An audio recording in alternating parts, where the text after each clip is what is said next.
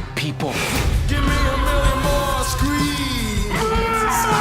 Let's talk about your mother. I've been a bad boy, deep down in my heart. My maker called for his mama, and I came. Give me a million more screams. To talk about Gabriella and Lestat, does Lestat really, does he really believe the justification that he gives about why, their incestuous relationship, why it's different for vampires and everything? I know that's part of the book, but in narratively in the show, who taught him that? Why does he think that? Yeah, I think the joy of the book and those explanations he gives is that you are looking at a first person narrator who has lots of flaws and complexities, so he is likely to be unreliable as well if we've set that up. So he's going it's also a very complicated thing to explain. Yeah. It's sometimes I'm a bit I've got a lot of, I don't know if I'm going to talk about it now. And actually, progressively as the season goes on, it keeps coming back to him and he's forced to readdress it.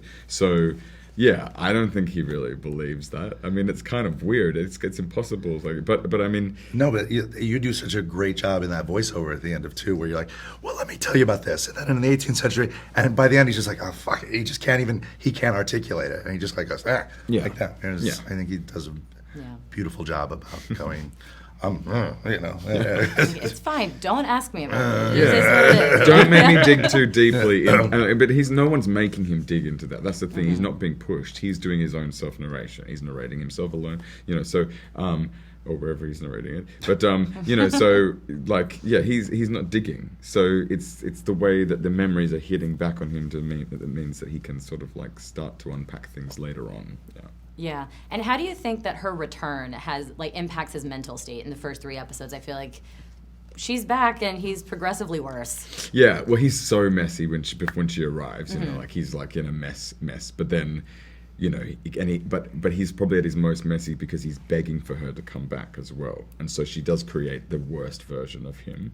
Then she arrives back, and I think that from episode 2 to episode 4 was episode 2 to episode 4, you get he's gone the batshit crazy. Yeah, and and the Regina storyline I think is really confronting as it progresses and everything, but I also think it's a really natural progression for Louis. Do you agree with that, and why so? Yeah, no, I agree. I think that it's there's an aspect of Louis that I think is kind of... Do you know what I was going to say? He's addicted to grief. Oh. That's kind of a part of his, and I think that is true to an extent. But I also, how do you ever grieve in that? I think something that is really unique about this show and about this story is that it's not just about sort of tying up loose ends. And this is a conversation we've had about, with Louis, I'm you just so beautifully rounded everything off. But then they live forever. Yeah, and you have to sit in your psychological shit all the time. It's the residue's gonna... And Dubai was only 11 days, which I think it's not to remember been, that. Yeah, and Louis wouldn't let Daniel read Claudia's pages about Bruce, but they're read in episode 3 when he kills Bruce. So why did you want to bring that back, and why was it the time? Why did we need to hear those pages? Knew I was going to have that scene in season 1. Really? Knew exactly where those pages were going to happen, and how that was going to happen. Probably had a different setting initially about where it was going to happen, but I knew that's where we were going. I'm sitting on that for a while, but didn't want and knew pretty early on that would be a very empty experience for Jacob. That is ultimately the thing that is driving him towards Regina. It's not a destination point. Actually, it's a stop along the way on that journey. But we've had that in our heads for a long time. Assad, is the way that Armand feels about Nikki, as we see in the flashbacks this season, the way he felt about Claudia? Ooh. Oh, that's a good question.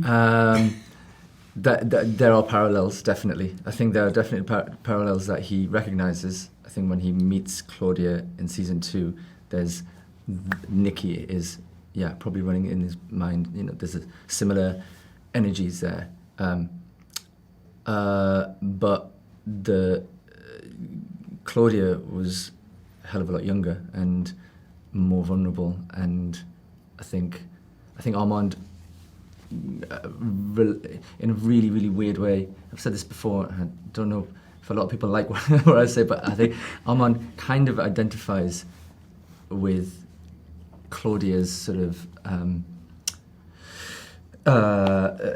the torment in her, and kind of sees that, and when everything he does in season 2 happens, I think there is like a weird sense of it's not an act of mercy, but it's like putting her at rest, because it's just going to get worse. He knows what the future holds, for maybe naively, because he thinks a lot of wrong things. But yeah, Nikki.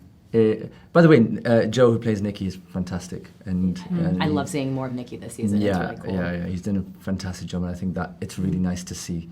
It's really nice to see a human Lestat and Nikki, and that romance, and how different Lestat was before he became a vampire, and how that romance was almost really pure. Innocent. So yeah. Do you think that she would agree that she was like Nikki? I think that's like a cop-out. Like, I think she was just in his way. She loved being a vampire, and she was really good at it. And yeah, I think, my opinion, not that it's like factual or set in stone, is that I think Armand knew that she was a good vampire, but just her circumstances, the only thing that was holding her back. And she was in the way of what he wanted, and she had to go. And I feel like Armand, like you said, he's very tortured. I think he has a lot of self-hatred. And like you said, you found similarities in them, and I think that's right. I think maybe in his actions and how he treated her, he was kind of living through his self-hatred of himself through her as well, projecting onto her. But his version, he never really got to know Claudia properly. He decided that's what he decided that she's a torment. She's going to be tormented. He didn't, and if he did take the chance to get to know her, maybe they could be friends. Yeah, maybe she could. The problem with Armand is that he's always happy to put somebody to rest. He's always like, you can rest now. It's like, I don't really want to. Yeah. Jennifer, to start with you, you told me last night that vampire Gabriella has no moral, she has no soul, but that had those things predated becoming a vampire, right? Mm-hmm. How self-aware of her immorality is Gabriella? As a vampire? As a human and as a vampire, do you think?